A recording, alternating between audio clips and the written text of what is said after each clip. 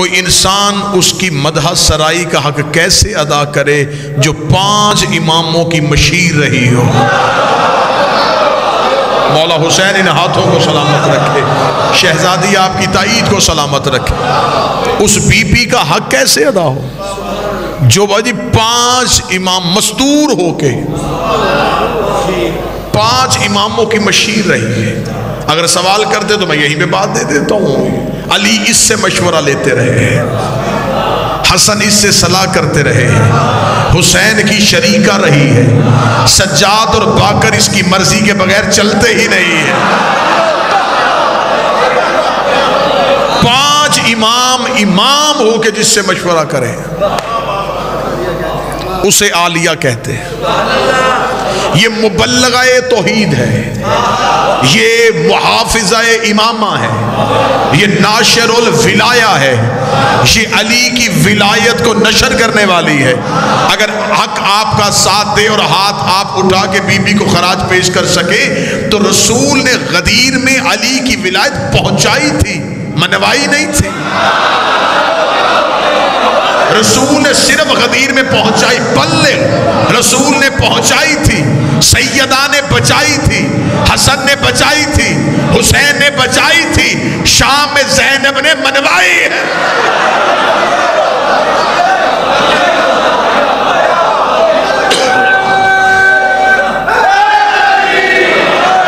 اس شہزادی نے تسلیم کروائی ہے علی کی ولایت۔ 5 حجتوں کی مشیر رہی ہے۔ کائنات کی مستورات میں سے سب سے مکمل مستور ہے نبی کی بیٹی۔ بیٹا، او میرا بیٹا چھوڑ، کائنات کی مستورات میں سے سب سے مکمل مستور رسول کی بیٹی ہے، اس کے علاوہ کوئی مستور مکمل ہے ہی نہیں۔ حوا سب سے پہلی مستور ہے لیکن ادھوری، سرنا ہلائیں جسے زبان ذکر کے لیے عطا کی گئی۔ حوا سب سے پہلی خاتون ہے، ادھوری ہے۔ حوا نہیں بتا سکتی کہ ماں باپ کا احترام کیا ہے۔ مریم معصومہ ہے لیکن ادھوری، مریم نہیں بتا سکتی کہ شوہر کا احترام کیا ہے۔ آسیہ مستور ہے لیکن ادھوری، نہیں بتا سکتی کہ شوہر صاحب ایمان ہو تو اطاعت کیسے کرتے ہیں۔ کیا کہنے محمد کی بیٹی تیری عزت کے، جس کا باپ نبی تھا، جس کا شوہر علی تھا، جس کے بیٹے حسنین تھے۔ اتنی مکمل تھی محمد کی بیٹی، لیکن علی کی بیٹی نے ایسا کردار پیش کیا کہ یہ ثانی زہرا بن گئی، یہ دوسری زہرا بن گئی، لیکن اتنی مکمل ہے علی کی بیٹی کہ آج تک کوئی ثانی زینب نہیں بن سکے۔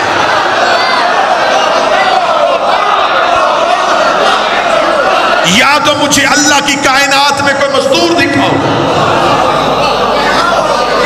جسے ثانی زینب کہا ہو۔ علی کا بھی ثانی کوئی نہیں، علی کی بیٹی کا بھی ثانی کوئی نہیں۔ کائنات کی یہ واحد خاتون ہے جس کا ثانی کوئی نہیں ہے۔ تکمیل فاطمہ کو زینب کہتے ہیں۔ کوئی بندہ ہوتا جو اس سطر کی قدر کرتا، کوئی ایک سانس ہوتی جو اس سطر کے لیے آتی۔ تکمیل سیدہ کو زینب کہتے ہیں، جو زہرا کو مکمل کر دے۔ یہ شریک کار رسالت نہیں، یہ شریکت الحسین ہے، یہ سالار قافلہ توحید ہے۔ اب اس بی بی کے فضائل منبر سے اتنے کم پڑھے گئے کہ نہ ہونے کے برابر ہے۔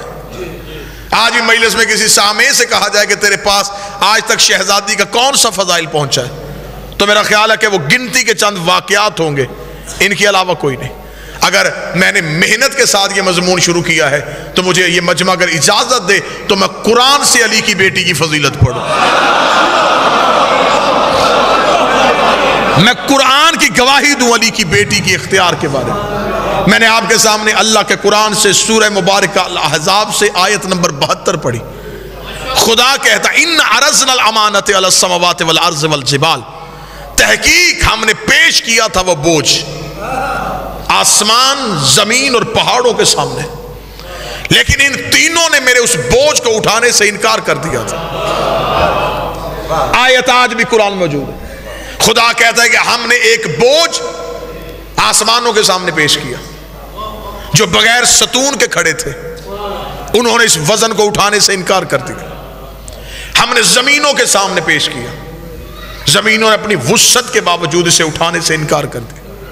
ہم نے پہاڑوں کے سامنے پیش کیا، پہاڑ اپنی استقامت کے باوجود اس وزن کو اٹھانے سے انکاری ہوگا۔ تینوں نے انکار کر دیا، نہ زمین اٹھا رہی تھی، نہ آسمان اٹھا رہا تھا، نہ پہاڑ اٹھا رہے تھے۔ اس آیت میں اللہ پہاڑ، زمین، آسمان کی کمزوری نہیں بتا رہا، بلکہ جس نے اٹھایا ہے اس کی طاقت بتا رہا کہ جس نے یہ وزن اٹھا لیا وہ پہاڑوں سے زیادہ طاقتور، وہ زمینوں سے زیادہ وسیع ہے، وہ آسمانوں سے زیادہ بلند ہے۔ زبان کٹواؤں گا اگر ثابت نہ کر سکوں۔ ایک بندے نے امام سے آگے پوچھا تھا، مولا اس آیت کی تفسیر بتائیے، وہ کون سا بوجھ تھا جو ان تینوں نے اٹھانے سے انکار کر دیا تھا؟ امام نے فرمایا یہ بار امامت و ولایت تھا، یہ بار امامت تھا، یہ وزن امامت تھا، یہ بوجھ امامت تھا، جسے پہاڑ بھی برداشت نہیں کر سکتے تھے، زمینیں بھی برداشت نہیں کر سکتی تھی، آسمان بھی برداشت نہیں کر سکتے تھے۔ جس بوجھ کو تینوں نے اٹھانے سے انکار کر دیا وہ مجھے دو جگہوں پہ اٹھتا ہوا نظر آ رہا ہے۔ ایک فتح مکہ میں محمد کے کاندھوں پہ اٹھا ہے، ایک شام غریبہ زینب کی پشت پہ اٹھا۔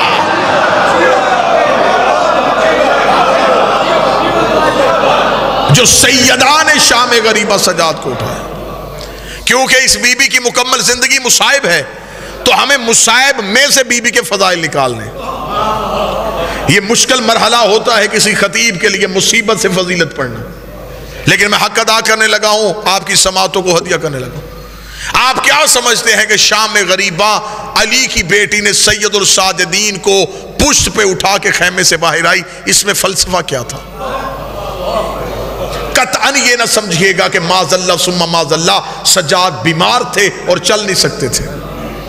اگر آپ یہ دلیل دیں گے تو میں اگلی دلیل دوں گا۔ اگر بیماری کی وجہ سے سجاد کربلا میں نہیں چلے تو شام میں کیسے چلے؟ جس نے یہ مکمل سفر پیدل عبور کیا وہ خیمے سے نکل کے کربلا کی ریت میں باہر کیوں نہیں آئے؟ اس کا مطلب ہے کہ معاذ اللہ بیماری کی وجہ سے نہیں۔ وزن امامت کو سیدہ نے کیوں اٹھایا؟ اس لیے کہ کربلا میں دو امامتیں تھیں، ایک سجاد اور ایک باقر۔ خدا نے دونوں امانتیں زینب کے پاس رکھوا دی، اس لیے اس بی بی کا لقب ہے امینہ امامت۔ اللہ کی امامت جیسی امانت کی امینہ، جسے مکے کے کافر اپنی امانتیں دیں اسے محمد کہتے ہیں، جسے اللہ اپنی امانت دے اسے زینب کہتے ہیں۔ دو امامتیں خدا نے سیدہ کے حوالے کر دی۔ ابو طالب نے بھی دو حجتیں بچائیں، عالیہ نے بھی دو حجتیں بچائیں۔ اپنے دور کی ابو طالب ہے علی کی بیٹی، کیسے بچائیں؟ میں پڑھنے لگا اور مجھے مجمع کی آنکھوں میں آنکھ ہے، مجھے دیکھنا کون بندہ جو محنت سن کے قدر کرے گا۔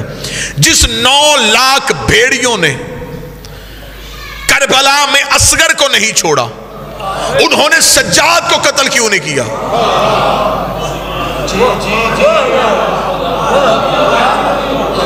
میں خاموش ہو جاتا ہوں مجمع میں، کسی کے پاس کوئی جواب ہے تو لائے۔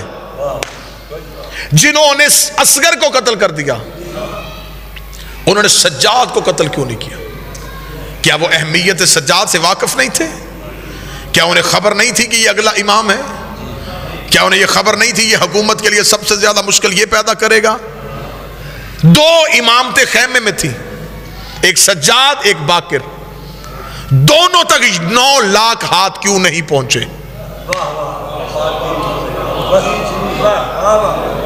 جواب لے کے آئیے گا، جواب ضرور سوچئے گا تاکہ آپ کو علی کی بیٹی کی طاقت کا اندازہ۔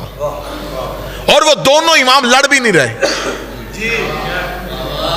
یہ بھی نہیں ہے کہ اگر سجاد آپ کیوں آپ کو یہ باتیں کتابوں سے پڑھائی جاتی ہے، خدا را دیکھنے کا زاویہ تبدیل کیجئے گا۔ آپ کو یہ بتایا جاتا ہے بیمار تھے اور بستر بیماری سے اٹھ کے نہیں آ سکے، صرف سجاد کو کربلا میں خیمے میں لٹایا اس لیے کہ کوئی یہ نہ سہے کہ علی کا بیٹا اتنا لڑنے کے موڈ میں تھا کہ 9 لاکھ ڈر گئے اور بھاگ گئے۔ سجاد تو خاموش لیٹے ہوئے تھے، تلوار بھی ہاتھ میں نہیں اٹھائی۔ جس کے ہاتھ میں تلوار بھی نہیں، اسے قتل کیوں نہیں کیا گیا؟ اب میں جواب شروع کرنے لگا ہوں اور آپ کی سماعتوں کو ہدیہ کرنے لگا۔ وہ قتل کرنا چاہتے تھے، کوئی قتل ہونے نہیں دے رہا تھا۔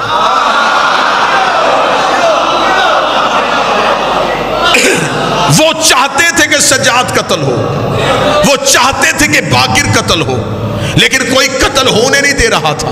کیسے نہیں ہونے دے رہا تھا میں بھی بتاتا ہوں۔ یہ جو آپ کو ذاکر بتاتے کہ شام میں غریبہ خیموں میں حملہ ہوا، یہ کیوں حملہ ہوا تھا؟ یہ سجاد کو قتل کرنے کے لیے ہوا تھا۔ یہ سجاد کو خیمے میں جا کے قتل کرنا چاہتے تھے۔ علی کی بیٹی کی طاقت کیا تھی؟ اور یہاں میں ایک جملہ ضرور کہوں، کبھی بھی علی کی بیٹی کے لیے لفظ بہادر استعمال نہ کرنا کہ علی کی بہادر بیٹی، نہیں۔ علی فرماتے بہادری مردانگی کا زیور ہے، بہادری عورت کی خامی ہے، خوبی نہیں۔ بہادری مرد کا زیور ہے، عورت کا نہیں ہے۔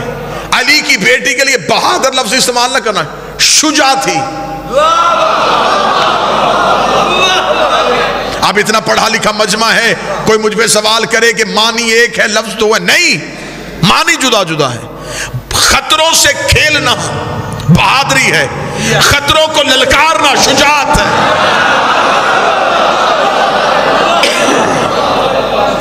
آئی ہوئی مصیبت سے لڑنا بہادری ہے، مصیبت کو بلا کے ختم کرنا اسے شجاعت کہتے ہیں۔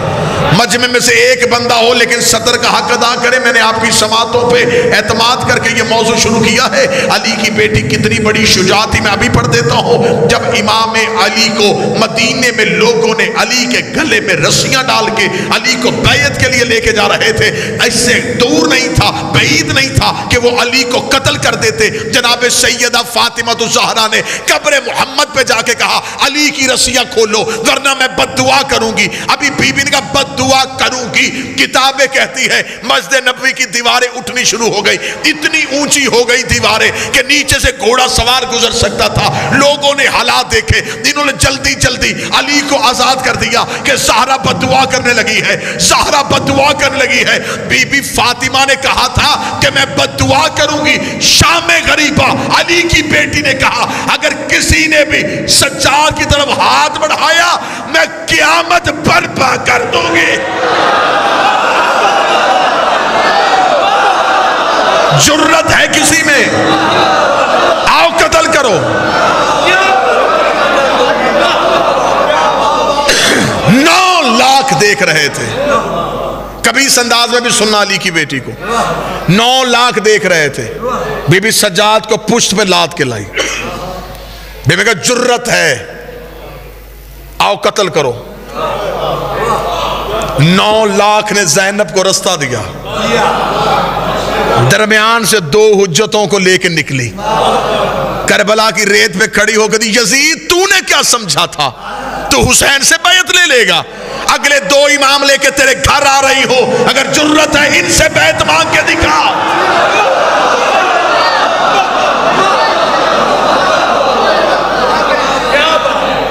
تو کیا سمجھتا تھا کہ تو بیعت لے لے گا؟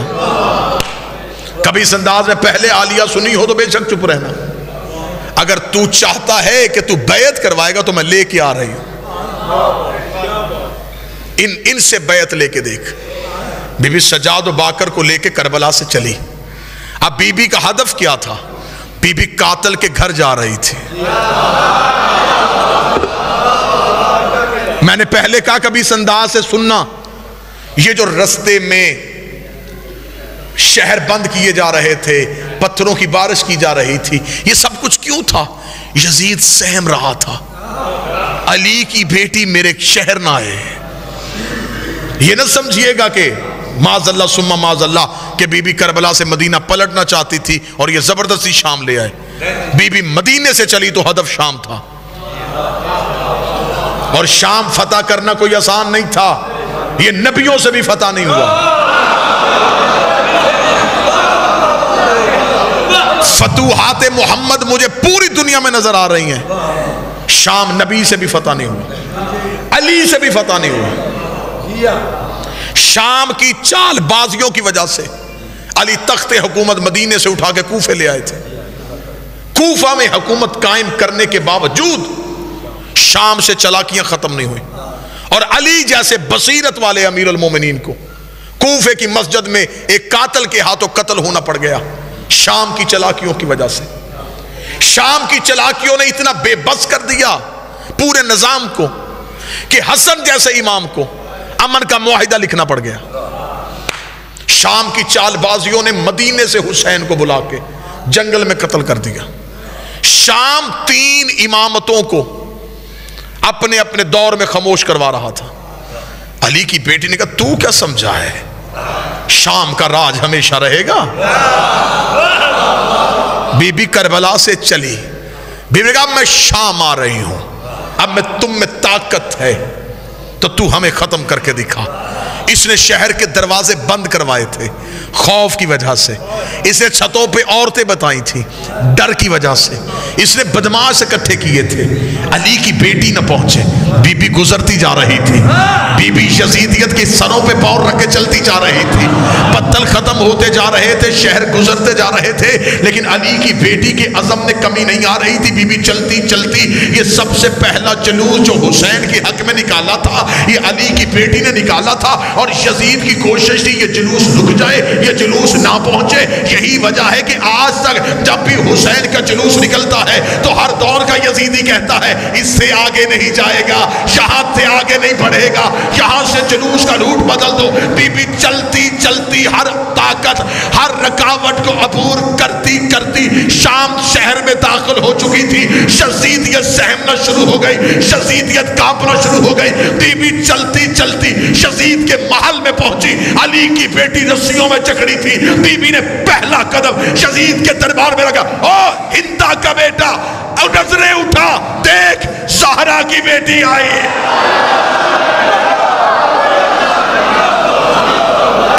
اے ہندا زادہ، اے ہندا زادہ اٹھ، زہرا کی بیٹی آئی ہے۔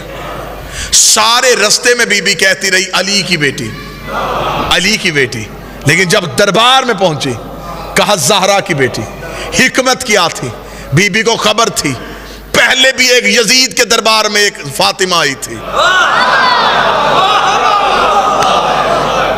بی بی نے دربار میں زہرا کا نام لے کے مورخ کو لکھنے میں مجبور کر دیا وہ حق مانگنے آئی تھی، میں حق منوانے آئی۔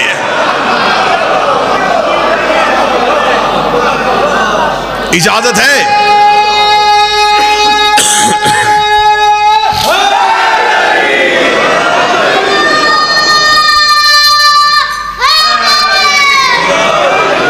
اجازت ہے تو موضوع آگے چلے۔ بی بی نے کہا نظریں اٹھا، تیار ہو، علی کی بیٹی آئی ہے۔ بی بی کے ساتھ 2 حجتیں تھیں، سجاد و باقر کو ساتھ لیے ہوئے۔ علی کی بیٹی دربار میں پہنچ چکی تھی۔ یہ دربار صرف سپاہیوں میں نہیں سی، غیر ملکی سفیر، دوسرے ملکوں کے وفود لوگ دربار میں بیٹھے ہوئے تھے، دربار سجا ہوا تھا۔ ان وفود میں، ان غیر ملکی سفیروں میں عیسائی بھی تھے، یہودی بھی تھے، مجوسی بھی تھے۔ انہوں نے پوچھا یزید یہ کون ہے؟ اس نے کہا محمد کی بیٹی۔ اس نے کہا تو نے کیا کیا؟ اس نے کہا میں نے نبی کے بیٹے کو قتل کیا۔ انہوں نے کہا کیوں قتل کیا؟ اس نے کہا اس لیے کہ حسین میرے اختیار کو نہیں مانتا تھا۔ میں بالکل عین تاریخ پڑھ رہا ہوں، حسین میرے اختیار کو نہیں مانتا تھا۔ اگر حسین میرے اختیار کو مان لیتا میں کبھی بھی حسین کو قتل نہ کرتا۔ حسین نے میرا اختیار نہیں مانا، اسے چاہیے تھا وہ میری بیعت کر لیتا، اس نے اختیار کو نہیں مانا، میں نے قتل کروا دیا۔ علی کی بیٹی کی کان میں یہ آواز آئی، بی بی 2 قدم آگے بڑھی، آگے بڑھ گئی، یزید تو کہتا ہے ہم نے تیرے اختیار کو نہیں مانا، تیرے دربار میں روشن دانوں سے ہوا کا شور آ رہا ہے، میں تجھ سے بات کرنا چاہتی ہوں، تھوڑی دیر کے لیے ہوا روک۔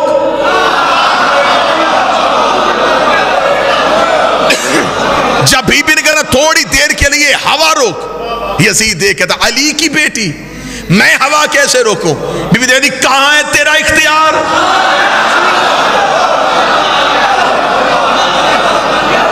تو کہہ رہا تھا کہ تیرا اختیار ہم نے نہیں مانا، اختیار آزما، روشن دان سے ہوا روک۔ اس علی کی بیٹی یہ میرے بس میں نہیں۔ بیوی نے کہا تیرے دربار میں سپاہی گھوڑوں پہ بیٹھے، گھوڑے سم اٹھا کے زمین پہ مار رہے ہیں، سموں کا شور آ رہا ہے، تھوڑی دیر کے لیے سم روک۔ اس علی کی بیٹی میرے بس میں نہیں۔ جملہ بی بی نے اتنا وزنی کا کھڑے بھی ہو جو جملے کا قد بڑا ہے۔ بی بی دیکھا دی تیرے جانور بھی تیرے اختیار میں نہیں، تو انسانوں پہ اختیار کی بات کر رہا ہے، تیرے تو گھوڑے تیرے اختیار میں نہیں۔ یہ کہنے کے بعد بی بی کا تیرے دربار میں اونٹ کھڑے، اونٹ گردنوں کو ہلا رہے ہیں، گلے میں گھنٹیاں ہل رہی ہیں، گھنٹیوں کا شور آ رہا ہے، تھوڑی دیر کے لیے اونٹوں کی گردنیں روک۔ اب غیر ملکی سفیر سن رہے تھے، پورا دربار سن رہا تھا، اور اکیلی علی کی بیٹی بول رہی تھی۔ یزید کہتا کیا کہہ رہی ہے تو بنت محمد؟ کبھی کہتی ہوا روک، کبھی کہتی سم روک، کبھی کہتی اونٹوں کی گردنیں روک، یہ سب کچھ میں کیسے کروں؟ بی بی 4 قدم آگے بڑھی، دیر کا پھر ہم تجھے اپنا اختیار دکھاتے ہیں۔ دیر کا اسکت خاموش، اتنا کہنا تھا، روشن دانوں میں ہوا رک گئی۔ جس گھوڑے نے سم اٹھایا تھا اس نے زمین پہ رکھا نہیں، جس اونٹ کی گردن ہلی تھی اس کی واپس نہیں آئی، جس انسان کی آنکھ کھلی تھی اس کی بند نہیں ہوئی، جس کا ہاتھ اٹھا تھا اس کا نیچے نہیں آیا، جس کے نتنے سے سانس نکلی تھی دوسرے نتنے سے واپس نہیں آئی۔ انسانوں کے دلوں کی دھڑکنیں ان کے کانوں میں سنائی دینی شروع ہوئی۔ جب پورا دربار پتھر کا ہو گیا، علی کی بیٹی چلتی ہوئی یزید کے تخت کے سامنے آئی، بی بی نے ہاتھ کا اشارہ کیا، یزید کی ناپاک روح اس کے بدن میں واپس آئی۔ اس نے پورا دربار پتھر کا دیکھا کہ ہر چیز اپنی جگہ پر رک چکی ہے، اوہ کا عالم ہے۔ یزید کے چہرے پہ موت کی ضربی آئی، اس نے تخت پہ بیٹھ کر علی کی بیٹی مجھے معاف کر دے، علی کی بیٹی مجھے موت نہ دینا، علی کی بیٹی مجھے معاف کر دے۔ بی بی 2 قدم آگے بڑھی، بی بی نے کہا اب بتا کہتی تو ہے یا ہم ہے؟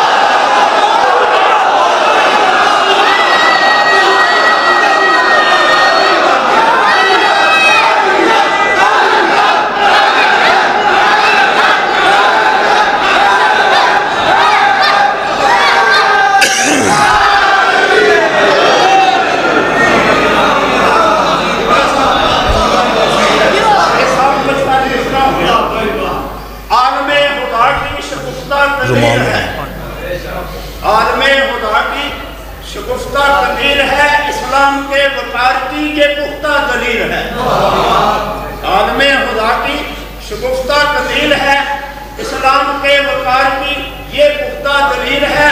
عمومی عباسی طاقتیں کیوں نہ قدموں میں آ گرے، زینب خاموش قوت رب جلیل۔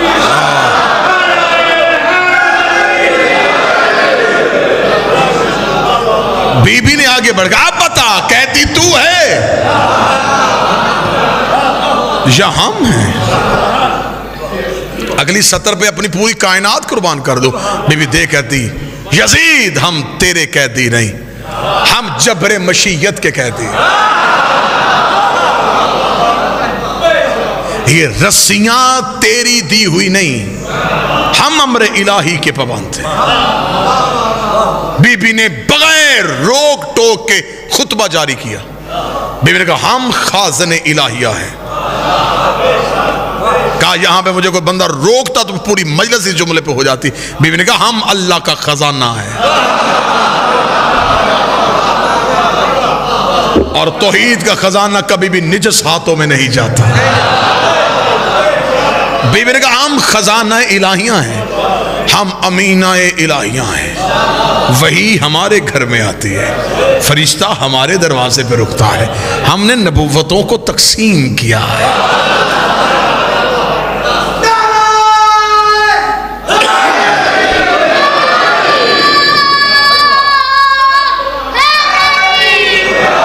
نبوت و ولایت و امامت ہمارے گھر کے عہدے ہیں۔ تو کیا سمجھتا ہے کہ ہم لوگوں کی بیعت سے امام بنے ہیں؟ ہم اللہ کے چنے ہوئے افراد ہیں۔ یہ خطبہ سیدہ ہے، علی کی بیٹی بغیر روک ٹوک کے خطبہ دے رہی تھی. اگلا ایک جملہ ایک خطبے سے ایک پڑھنے لگا. بی بی نے کہا یزید تو اپنی اوقات بھول گیا, تیرے آباء و اجداد کدال سے پانی پیتے تھے. جب تک میں کدال سمجھاؤں گا نہیں مجھے خود لطف نہیں آئے گا. کچی زمین سے آپ گزر رہے ہوں, ایک گڑھا, اس میں تھوڑا سا بارش کا پانی اکٹھا ہو جائے, جسے گزرتے ہوئے آوارہ جانور پیے ہیں, جن جانوروں کا کوئی والی وارث نہ ہو, وہ ان کدالوں سے پانی پیتے ہیں. بی بی کہتی ہیں یزید تم لوگ کدالوں سے پانی پیتے تھے, طہارت کے طریقے ہم نے سکھائے.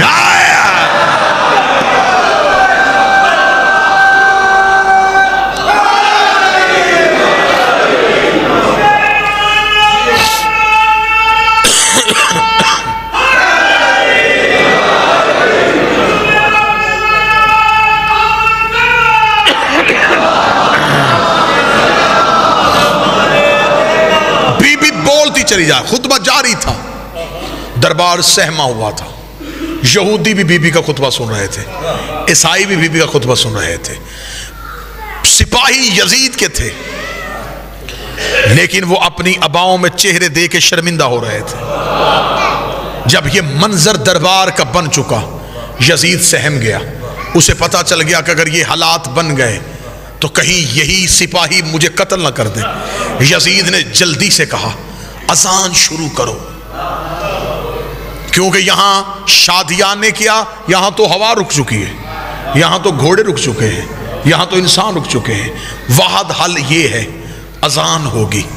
یہ اذان کی وجہ سے چپ ہو جائے گی, یہ احترام میں اذان کی وجہ سے خطبہ روک دے گی. اس سے کہا اذان شروع کرو. ایسی اذان شروع ہوئی کہ شام میں آج بھی رواج ہے, ایک بندہ اذان نہیں دے رہا, کوئی ادھر سے اذان ہوئی, کوئی ادھر سے اذان ہوئی, کوئی ادھر سے اذان ہوئی. جب مختلف اذان کی آوازیں آنی شروع ہوئی, علی کی بیٹی نے ایک لمحے کے لیے اپنے خطبے کو روکا, اپنی آنکھوں کو بند کیا. جب مؤذن اس جملے پہ پہنچا اشہد ان محمد رسول اللہ, علی کی بیٹی پھر رسیوں میں بولی, دیکھ یزید اگر تم میں جرت ہے تو اذان میں سے ہمارے نانے کا نام نکال, اپنے نانے کا نام لے. یزید نے کہا علی کی بیٹی نہیں لے سکتا. بی بی نے کہا مان, ہم درود والے ہیں, تم لعنت والے.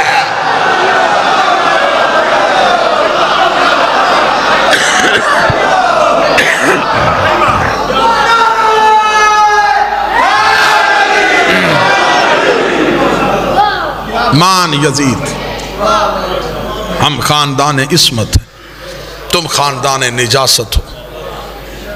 ہم معصوم قبیلہ, تم ملعون گھر کے فرد. صرف خطبہ پڑھ لینا آپ کتابوں سے تو سجدے سے سر نہ اٹھائیں علی کی بیٹی کی دہلیز سے. بی بی نے دے کے کہا تو ہم سے مقابلہ کرے گا, ہم طہارتوں کا مرکز, تم نجاستوں کے مرکز.